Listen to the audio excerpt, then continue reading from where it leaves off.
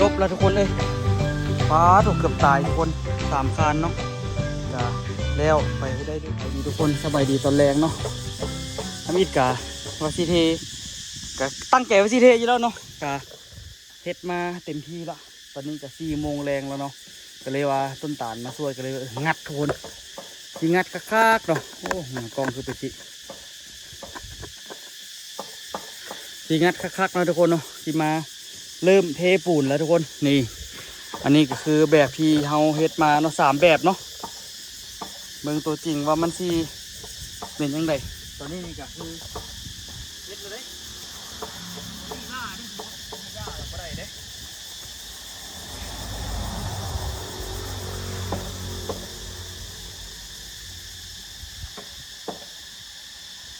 เปิดน้ำเตะแบบก่อนเนาะก่อนอื่นเบิด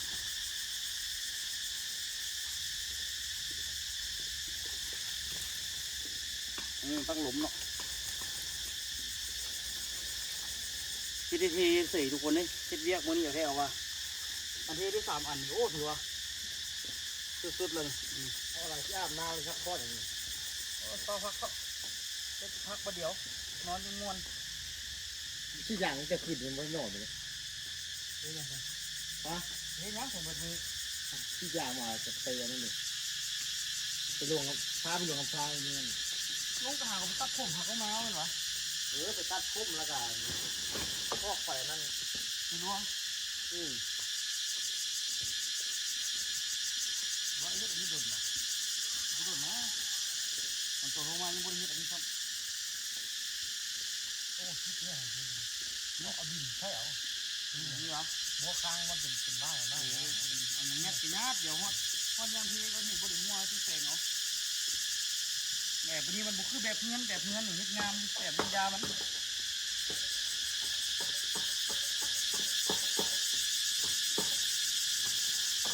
น้ำเป๊ะๆแน่นๆทุกคนเปียก3 ที่เฮ็ดบ่นี่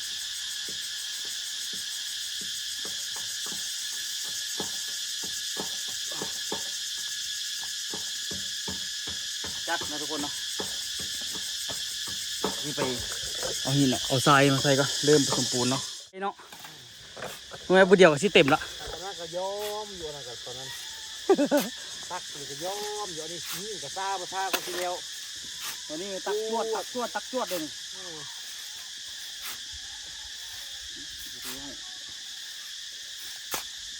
เอาใครเนาะเล่นดีขึ้นหลายเนาะมันจะเป็นตาผสมปูนอยู่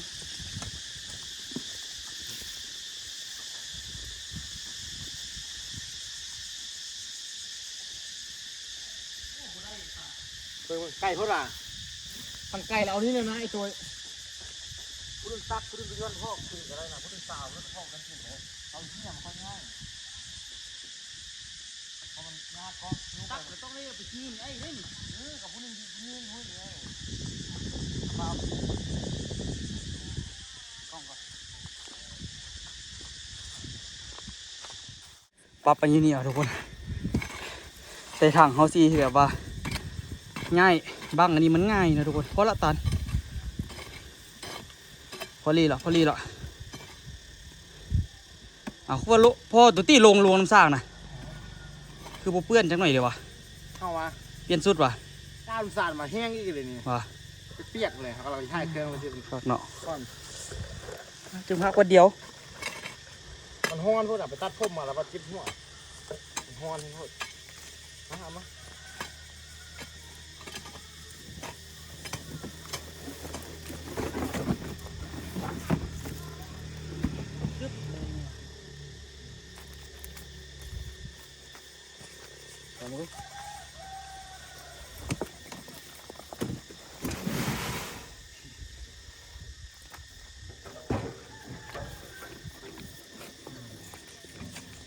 ลี้ยงด้วย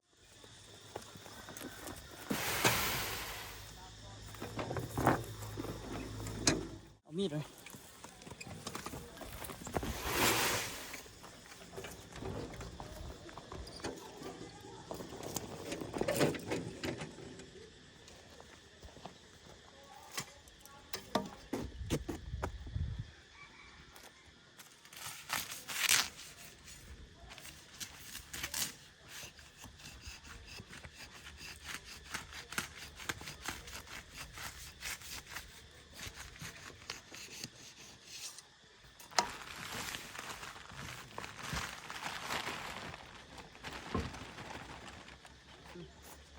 ไปยัด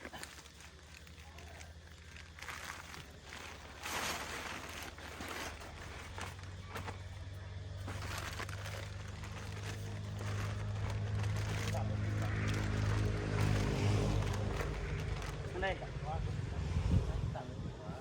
อยู่ไหน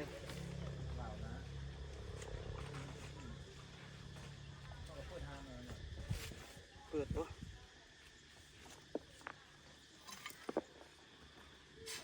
ที่ไปแล้วนะโจกนี่ก็ได้เนาะ ด้ามมัดคุณภาพเลยที่โลก ปลาเนื้อแมรี่อยู่ฝืนให้ขนาด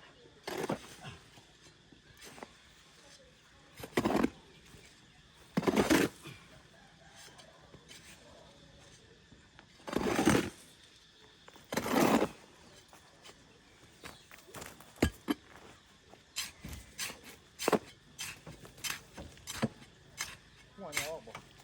บอกก็ได้ฮะ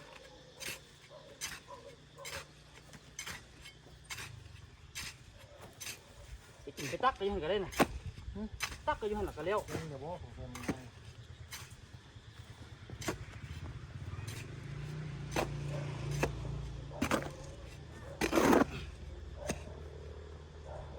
ง่ายตรงนี้เถอะเนาะ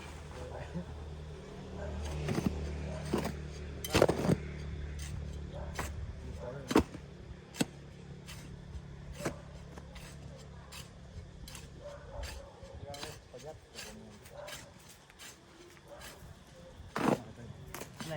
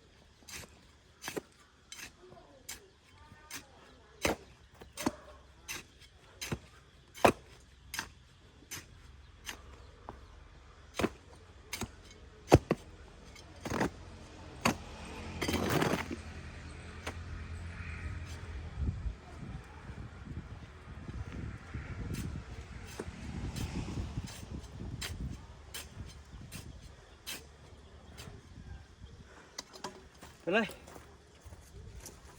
ปล่อยกระทอดเนาะเดินกูได้ยากหรอก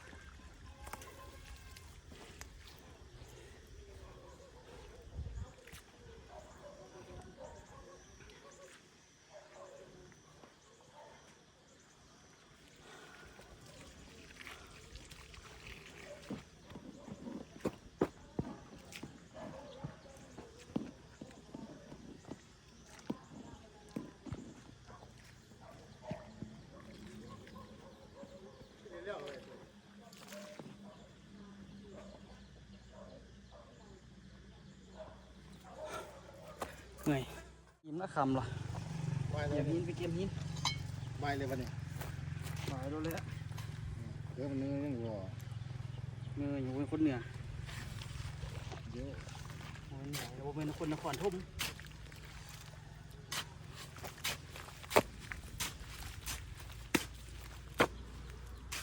ตักน้ำ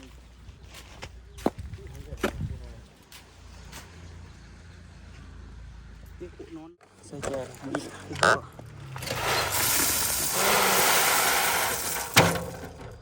ข้ากะลีเนาะ นี่น้อยนี่แต่ว่ามันนั่นนะพัก จบอัดกล้อง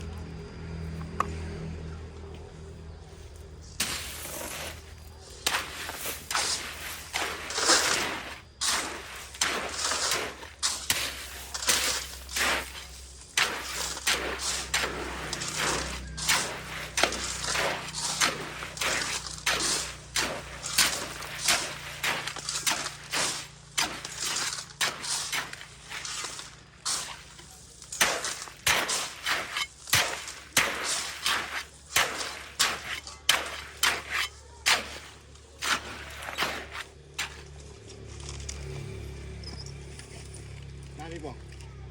น้ำนี่บ่ ได้แล้วทีมเฮ็ดบนเมียนคู่นี่นะเดี๋ยวเอาได้นี่เนาะ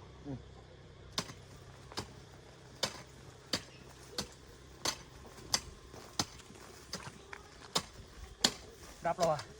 ยัง มันห้อน เขาเห็นเขายามันระเบิดเนาะเด็กมันซากลิ้นยามนี่เขาไม่เอาเสียบลิ้นใส่ไฟยิงนะ พอดจะได้ไปใส่ตู้เย็นพุ่นอ่ะ ข้างหน้าโย่ ห้อนพุ่นแห้งห้อนแห้งซ่าไอ้พอดอ่ะ อีกคนอีกกลมๆได้2 อัน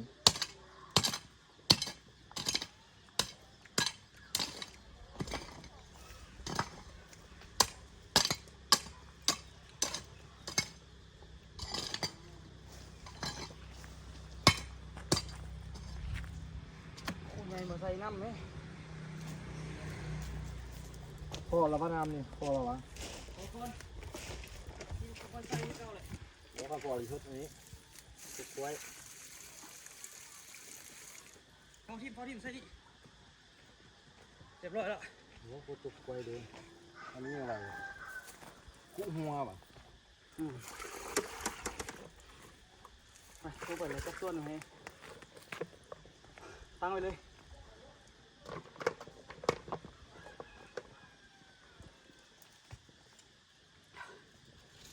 อ๋อ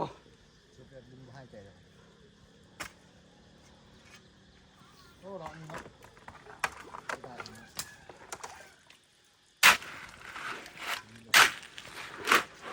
มักรุ่นจากโล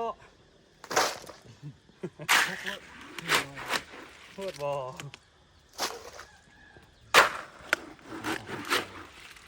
ฮะ ให้ตามของพอเลย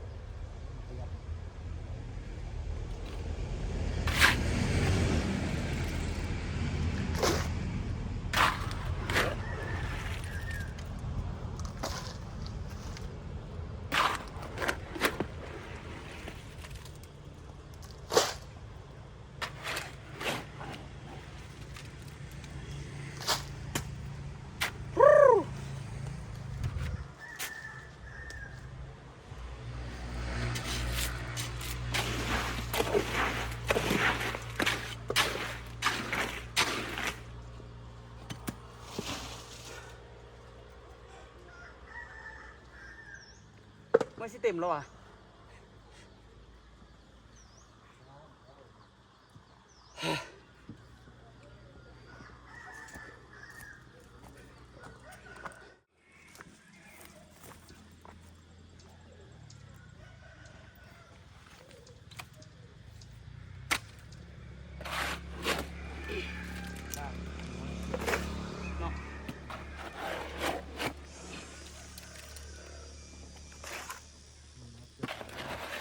แล้วตาสร้างที่น้อยหรอ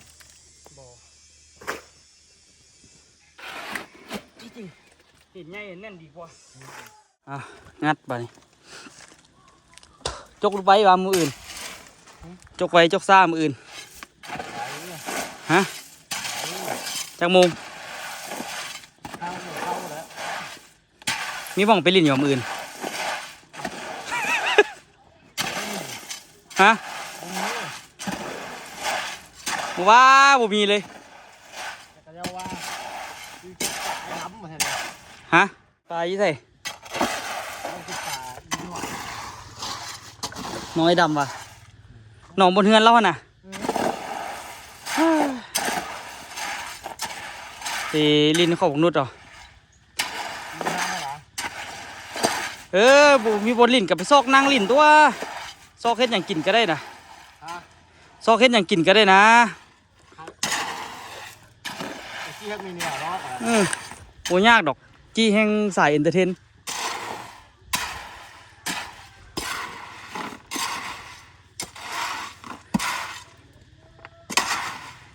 เดี๋ยวมือแรงสิไปวอร์มอยู่นี่วอร์มจักเล็กจังหน่อยกลับตัวมืออื่นให้มันได้จกยางตัว ติดหัว เดี๋ยวพักควันนะพักรถเดี๋ยวตักใส่กับทุกคนตอนนี้สิเต็มแล้วแหละแดดก็ฮ้อนมาเอาเกี่ยง เต็มละ หืม เต็มละ ยังส่งเพื่อนเป่าอะไรไม่เต็ม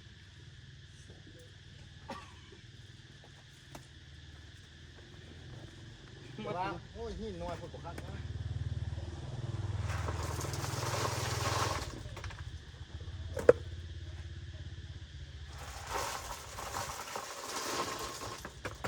มาตัวเนาะหินใหญ่ก็สิเต็มใบเหมือนกันปะ หินใหญ่มันสิแข็งกว่ามันก็คักกว่าคือซ้ำโมเฮ็ดหนังจี้น่ะคักละอันนี้น้อยเด้อแต่ขั้นเทคาเนื้อนี่คักได้นี่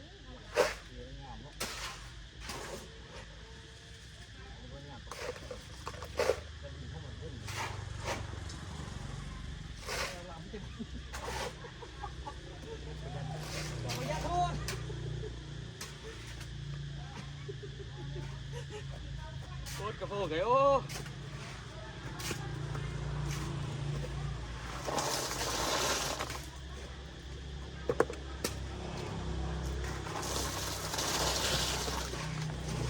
ดีไปตัดเอาปูนซะอีกดูโอ้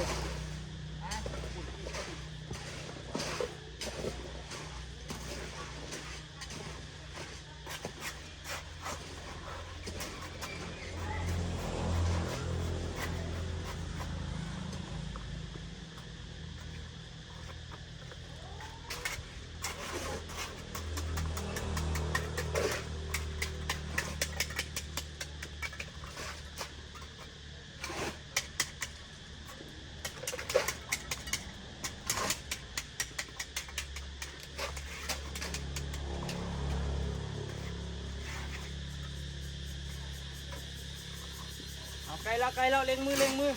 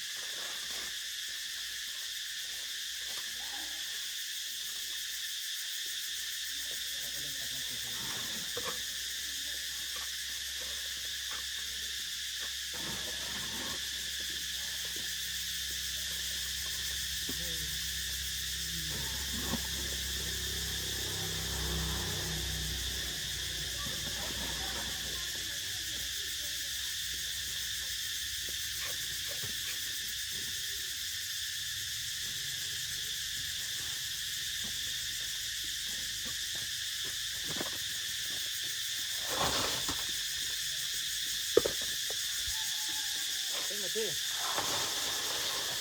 ฮะเป็นมาที่ยังโอ้เขาได้ทุกคนเลยอะไรคนเลยเต็มแล้วเชียว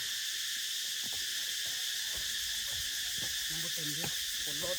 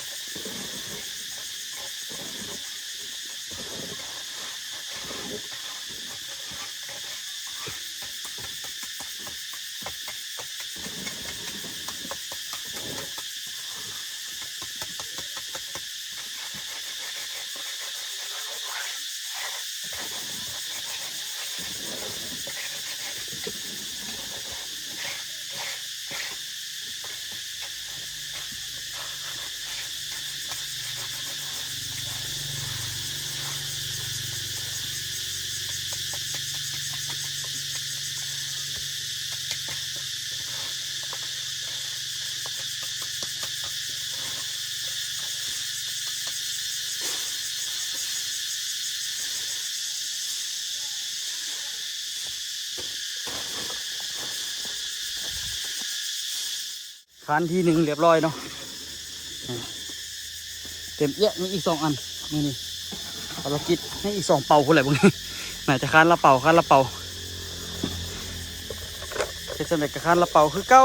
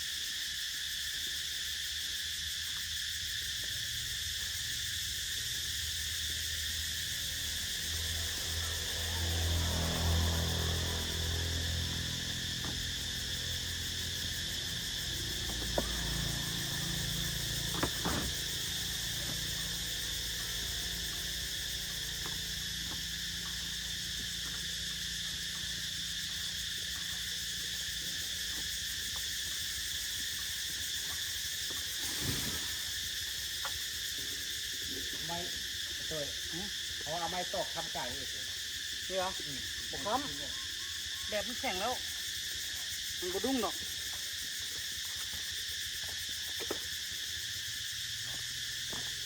6 โมงแล้วทุกคนตอนนี้มีกาเล็งผสมปูนอีกอันหนึงหนึ่งมาตกใจเบิดอยู่เราโดดใส่คอไปดีแต่มันบุคือเป็นเนี่ยนะกังฟูมีแพนด้าเนาะตัวนี้บทันแล้วซ้ำเนาะนั่นแหละตัวนี้ก็ยังบทันแล้วบุ้งสีแล้วคำซ้ำเลยเนาะแต่ว่าการผสมอีกนึงก็น่าจะพอดีคำอยู่งัดเต็มทีตอนนี้เดี๋ยวตัวผสมปูนอีกเป่าหนึ่งก่อนเนาะภาพใส่อีกอันหนึ่งจนแล้วทางนี้แล้วก็คักและบรรตีแบบมอนี่เดี๋ยวเบิ้งขั้นว่ามือแรงไม่ได้ไปใส่ละตัวทีตัดเล็กเนาะตัดเล็กตีแบบเตรียมเพเสานะทุกคน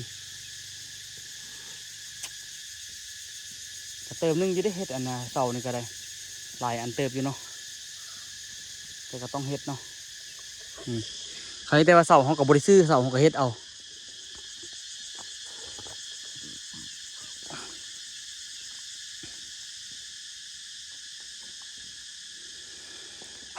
งัดทุกคนงัดเรื่อยๆเนาะเฮ้ยเดี๋ยวผสมปูนก่อนตัวไหนบ่เต็ง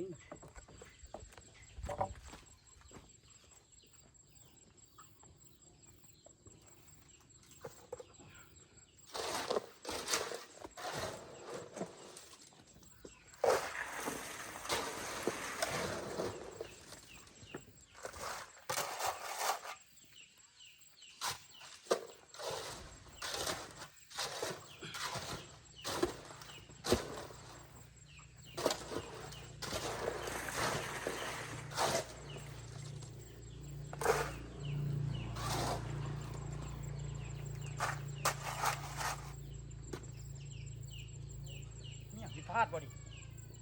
มีอย่างผิดพลาดบ่นี่โซ่สิบ่พอเนี่ย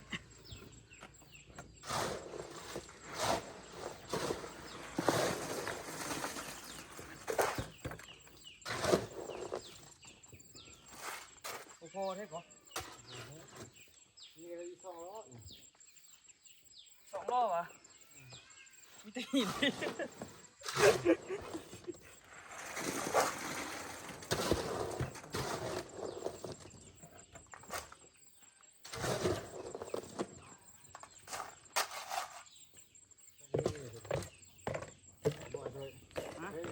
ถ่ายเพื่อ3 โลเองแล้วก็บักสู้เลยยกสู้ๆตัวนั้นเนาะเอาไปใส่ตัวนั้นนำดิเป็นจะไงทรงพอบ่ปั๊บตัวนั้นก็แม่แป้งก็เช็ดลงมาแม่ไปหู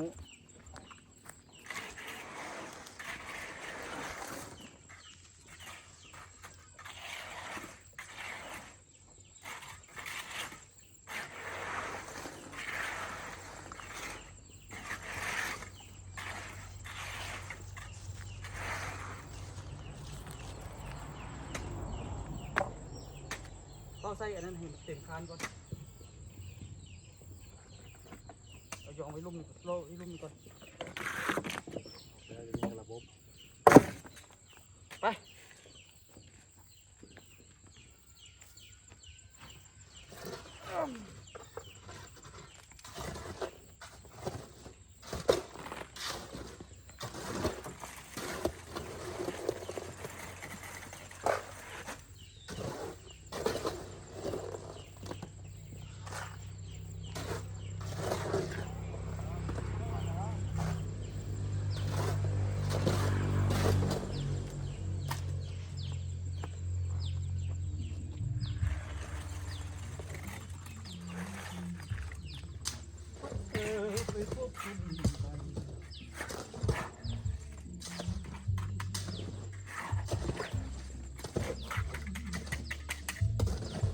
โจ๊ะดวนเลยเดี๋ยวที่เรียกทิศเลยฟ้าถูกเกือบตายทุกคน3 คานเนาะจะแล้วไปให้ได้ด้วยดีนะทุกคนเป็นไงไว้เจอกันคลิปหน้าทุกคนเอาจนมืดจนค่ำเนาะพุ่นน่ะห้านก็ได้ เอาจนมืดเลยทุกคนมือนี้เอาโคมมาคัดหัวเขาเนาะไปทุกคนเอาไปเจอกันคลิปหน้าเด้อ